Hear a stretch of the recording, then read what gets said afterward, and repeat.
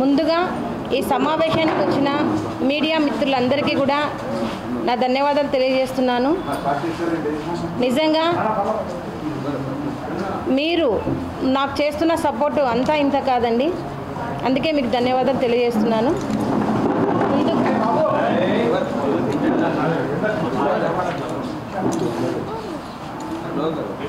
ఈ సమావేశాన్ని ఎందుకు ఇక్కడ ఏర్పాటు చేయాల్సి వచ్చింది అంటే, నా గిరిజన 14 సంవత్సరాల మైనర్ అయిన నా కూతురు సుగాలి ప్రీతి కట్టమంచి రామలింగారెడ్డి రెసిడెన్షియల్ హై స్కూల్లో 10వ తరగతి చదువుతుండగా అతి కిరాతనంగా అత్యాచారం చేసి హత్య చేసి ఆత్మహత్యగా చిత్రీకరించిన విషయం మీరందరికీ తెలిసిందే. ఆ విషయంకై నేటి వరకు 8 సంవత్సరాలుగా ఒక కుంటిదాన్నైన నేను పోరాటం చేస్తూనే ఉన్నాను. మరి ఇప్పటికీ కూడా న్యాయం అనేది ఏ క్వశ్చన్ జరగడం లేదు. మరి పవన్ కళ్యాణ్ గారు ప్రతిపక్షంలో ఉన్నప్పుడు సుగాలి ప్రీతి కేసుకి నేను న్యాయం చేస్తాను, సుగాలి ప్రీతి కేసు తల్లిదండ్రులతోనే మేము ఉంటాము అని అండగా ఇచ్చి మాట ఇచ్చి ఇప్పుడు డిప్యూటీ సీఎం అయిన తర్వాత మరి సుగాలి ప్రీతి కేసుని గాలికి వదిలేసిన విషయం కూడా మీకు అందరికీ తెలియజేస్తూ ఉన్నాను. మరి ప్రతిపక్షంలో ఉన్నప్పుడు అంతగా మాకు అండగా ఇచ్చిన మరి జనసేనాని గారు మరి ఈరోజు ఎందుకు సుగాలి ప్రీతి కేసు గురించి పట్టించుకోవడం లేదో ఈ మీడియా తరఫున నేను ప్రశ్నిస్తాను అన్నగారిని. అన్న, మీరే మాకు మాట ఇచ్చారు, ఖచ్చితంగా కూటమి ప్రభుత్వం వస్తుంది, ప్రభుత్వం వచ్చిన ఫస్ట్ సంతకమే సుగాలి ప్రీతి కేసు అన్నారు. మరి మీరు వచ్చి కూడా అధికారంలోకి 14 నెలలు పూర్తి అయినా కూడా ఇప్పటి వరకు కూడా సుగాలి ప్రీతి కేసులో ఏ విషయం కూడా ముందుకు సాగలేదు. మరి ఎందుకు ఇంత వ్యత్యాసం అని నేను అడుగుతా ఉన్నాను. మరి పవన్ కళ్యాణ్ గారికి నేను ఒకటే సూటిగా అడుగుతున్నాను. మరి రేపు సెప్టెంబర్ 4వ తేదీన అసెంబ్లీ సమావేశాల్లో ఖచ్చితంగా సుగాలి ప్రీతి కేసు గురించి చర్చించాలి. మరి ఖచ్చితమైన నిర్ణయం తీసుకొని మరి కేంద్రం మీద ఒత్తిడి తెచ్చి సిబిఐకి అప్పగించాలి నా కేసుని, లేదా కనీసం ప్రత్యేక బృందంనైనా వేసి సిట్టుతో అయినా నా కూతురి కేసుకి హంతకులెవరినో మీరు శిక్షించాలి అని కోరుతా ఉన్నాను. మరి అదేవిధంగా మరి ఈరోజు సేనాని గారు మరి సేనాతో సేనాని అని మీరు ఒక విస్తూర్ణమైన కార్యక్రమం పెట్టారు. మరి సుగాలి ప్రీతి కేసుకు మాట ఇచ్చి ఎందుకు మరిచారని నేను అడుగుతా ఉన్నాను.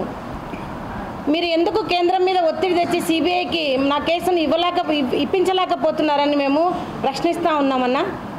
మరి అదేవిధంగా డిప్యూటీ సీఎం పవన్ కళ్యాణ్ గారు చెప్పినప్పుడు హోమ్ మినిస్టర్ అనిత గారి దగ్గర కూడా వెళ్ళి మా బాధను చెప్పుకోవడం జరిగింది. మరి హోమ్ మినిస్టర్ గారు మరి శ్రీకాంత్ అయిన జీవిత ఖైదీకి పెరోల్ ఇచ్చే విషయంలో చాలా బిజీగా ఉన్నారు. మరి సుగాలి ప్రీతి కేసు అసలు కనపడడం లేదు. ఎందుకు ఇంత నిర్లక్ష్యం అని అడుగుతాను.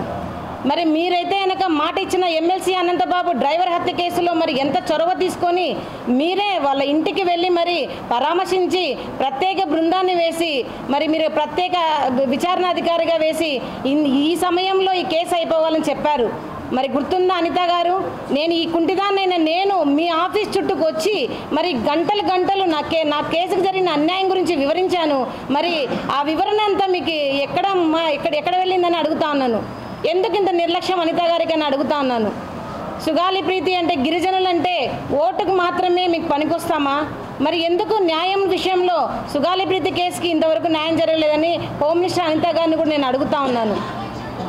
మరి రాబోయే కాలంలో ఖచ్చితంగా సుగాలి ప్రీతి కేసుకి న్యాయం జరగకపోతే ఖచ్చితంగా మేము గవర్నర్ని అపాయింట్మెంట్ తీసుకొని గవర్నర్ గారికి కూడా మాకు జరిగిన అన్యాయాలు అక్రమాల గురించి కూడా మేము గవర్నర్ గారికి తెలియజేసుకొని న్యాయం కోసం మేము గవర్నర్ గారిని అర్జిస్తామని చెప్తున్నాను. ఇంకా అతి త్వరలో మేము సుగాలి ప్రీతి కేసు జరిగిన అన్యాయంపై డిజిటల్ క్యాంపెయిన్ కూడా మేము చేయదలుచుకున్నాము. ఆ డిజిటల్ క్యాంపెయిన్కి సూచననే ఈ బ్యానర్. మాకు ఎందుకు ఇంత నమ్మక ద్రోహం చేయాల్సి వస్తుంది అనేది ఈరోజు ప్రశ్నార్థకమైనది. మరి అదేవిధంగా ఈ కేసుకి న్యాయం జరగకపోతే కూడా నిరాహార దీక్షకు కూడా మేము పూనుకుంటామని మేము చెప్తున్నాము.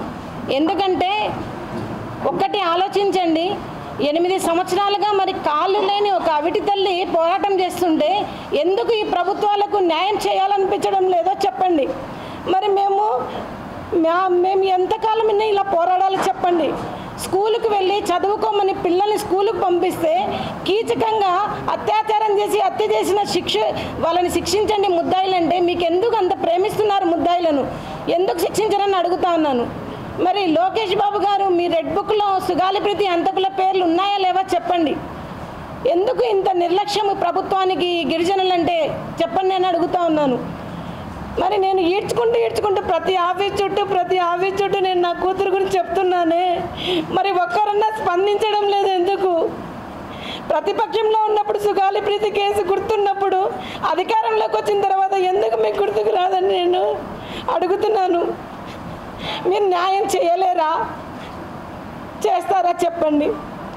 ఒకవేళ న్యాయం జరగని పక్షంలో నిజంగానే మంగళగిరి పార్టీ ఆఫీస్ దగ్గర, జనసేన పార్టీ ఆఫీస్ దగ్గర నేను ఆమరణ నిరాహార దీక్ష కూడా మేము పూనుకుంటాము. ఎందుకంటే ఒక తల్లిగా నా బాధ, నా కూతురికి మనశ్శాంతిని కలిగించాలా. ఆ మనశ్శాంతి కలిగించడానికి నేను ఎంత దూరమైనా పోరాటం చేస్తానని మీడియా ముఖంగా తెలియజేస్తున్నాము.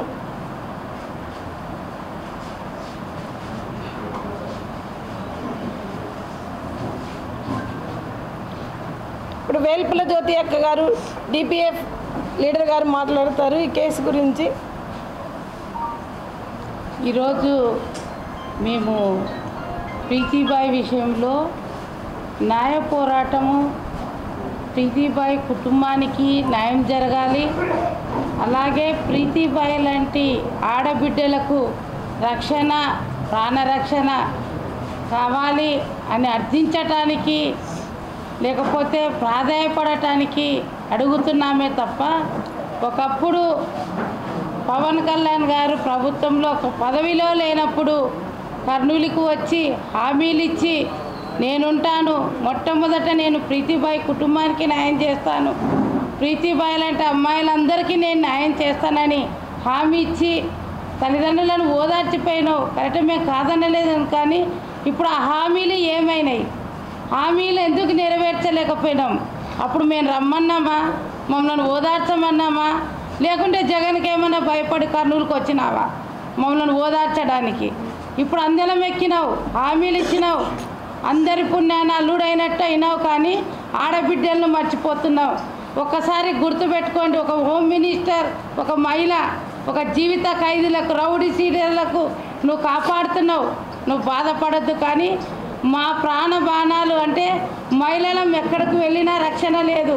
పొలాలకు వెళ్ళినా, ఇంట్లో వెళ్ళినా, తర్వాత ఒంటరిగా ఎక్కడికి వెళ్ళాలన్నా మాకు రక్షణ లేదు. పిల్లల్ని ఈరోజు స్కూల్కి పంపించాలన్నా కూడా భయం, హాస్టల్లో వదలాలన్నా భయం, చీకటి ఏడైతే భయం. ఏమవుతుంది?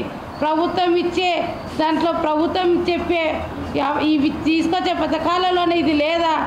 మహిళలను రక్షించాలనేది లేదా? వాళ్ళ చట్టాలు ఏమైనాయి? మహిళలకు కేటాయించిన చట్టాలు మీరు అమలు చేస్తున్నారా? ఒకవేళ అమలు చేసింటే ప్రీతిబాయి ముద్దాయిలను ఎందుకు కాపాడుతున్నారు? వాళ్ళు ఏమన్నా మీ బంధువులా? మీ ఇంట్లో ఆడబిడ్డలకు ఏమన్నా అయితే మీరు ఇలానే ఊరుకుంటారా? కాబట్టి ప్రీతిబాయి కేసును మరొకసారి పరిశీలించేయండి. మేము దీని కొరకే చాలా ఉద్యమాలు చేస్తున్నాం, ర్యాలీలు పెడుతున్నాం. మొన్న ప్రీతిబాయి చనిపోయిన రోజున ర్యాలీకి కూడా అనుమతించలేదు. మా దగ్గర కత్తులు లేవు, తర్వాత గొడ్డళ్ళు లేవు, బాంబులు లేవు. ర్యాలీ మా పిల్లకు అన్యాయం జరిగింది, ప్రతి పిల్లకు న్యాయం జరగాలి అని ఒక వికలాంగురాలు ర్యాలీ పెడితే అనుమతి లేదు, పోలీసులు అనుమతి ఇవ్వలేదు, ఎస్పీ గారు అనుమతి ఇవ్వలేదు. కానీ తల్లి మొండిగా ప్రతి తల్లిదండ్రులు తెలుసుకోండి, పిల్లలను కాపాడుకోవడానికి చట్టాలు అనేటివి అమలు చేయండి అని ప్రభుత్వాన్ని గోజాడుతూ ఒక వీల్ చైర్ మీద ర్యాలీ చేయడం జరిగింది. కాబట్టి ఇంతటితో ఆమె తల్లి బాధ ఆగదు. ఎందుకంటే కారణం, ముద్దాయిలకు శిక్ష పడేంత వరకు, ముద్దాయిలను ఉరిదీసేంత వరకు ఇంకా ఆ స్కూల్లోనే, అమ్మాయి చనిపోయిన స్కూల్లో పేరు మార్చినారు కానీ తీరు మారలేదు. ఆ డేరాలో ఇంకా చాలామంది చనిపోతున్నారు. చాలామంది ఆడపిల్లలు, ఏ ఆడపిల్ల అందంగా కనిపించినా ప్రతి చెడగొట్టడం జరుగుతుంది. కాబట్టి ఒక్కసారి మీరు దృష్టించండి. అన్న పవన్ కళ్యాణ్ అన్న, నీ మీద బాధ కాదు, నీ మీద అక్కస కాదు, నువ్వు వస్తే మాకు మహిళలకు రక్షణ కలుగుతుంది అని కష్టపడి తిరిగి నిన్ను గెలిపించుకున్న మహిళలం మేము. కానీ ఈరోజు నువ్వు మర్చిపోయినావు. కాబట్టి ఒక్కసారి మరోసారి గుర్తు చేసుకో. దయచేసి మీ చెల్లెలుగా తీస్తున్నాం. ప్రీతిబాయికి న్యాయం చేయండి. ఈరోజు విశాఖపట్నంలో జరుగుతుంది. దాని పేరు ఏం పేరు పెట్టినారు? అల్లూరి సీతారామరాజు. అల్లూరి సీతారామరాజు. కానీ ఆయన ఎవరు? ఒక గిరిజనుడు, పోరాట యోధుడు. మళ్ళీ ఆ గిరిజన కుటుంబానికి ఎందుకు న్యాయం జరగక ఉంది? ఎందుకు న్యాయం చేస్తలేరంటే ఒక దళితులు ఏమైనా కూడా నష్టపరిహారాలు, ఒక 10 లక్షలు, 5 ఎకరాల భూమి ఆ కుటుంబాన్ని ఓదార్తుందా? ఆ పిల్లలకు ఓదార్పునిస్తుందా? ఆ పిల్ల ఈరోజు కలెక్టర్, ఓ డాక్టర్ కావాల్సిన అమ్మాయి ఈరోజు ఎంతమంది చేతిలో మానభంగానికి, అత్యాచారానికి గురైంది. ఇక్కడ కూడా ఉన్న మీరు కూడా మీ కుటుంబాల్లో ఒక మహిళలు ఉన్నారు, ఆడబిడ్డలు ఉన్నారు, మన పిల్లలు స్కూల్లో ఉన్నారు, హాస్టల్ ఉన్నారు. కాబట్టి మన పిల్లలకు రక్షణ లేదు. ఇంటికి వచ్చేసరికి మా పిల్లలు ఏమవుతున్నారో టీచర్లతో వార్డన్లతో తర్వాత బయటికి వెళ్ళాలన్నా ఇంటికి వచ్చేంత వరకు భయం ఉంది. కాబట్టి ఈ విషయాలలో ఉన్న మహిళల పైన హోమ్ మినిస్టర్ గారు అక్క ఇంతకుముందు కూడా మీరు కర్నూలుకి వచ్చినప్పుడు మీ దగ్గర ఒక అర్జీని పెట్టినాం, మా మహిళలను కాపాడండి. హోమ్ మినిస్టర్గా మీరు ఒక ధైర్యం ఇవ్వండి, ఒక వాయిస్ని ఇవ్వండి, నేను ఉంటాను మీకు అండగాని. కానీ ఏ రోజు ఆమె ఒక వాయిస్ ఇవ్వడం లేదు. కానీ జీవిత ఖైదీలను కాపాడుతుంది. అదేనా మేము ఆశించింది? అదేనా ఆశించి మీకు ఓట్లేసి గెలిపించుకొని మీకు పదవులను ముట్ట చెప్పడము మేము ఆశించింది? అదేనా? ఒక మహిళలుగా అడుగుతున్నాం.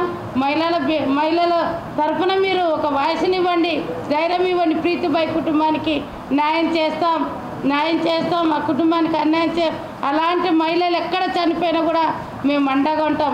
ఎంతమందిని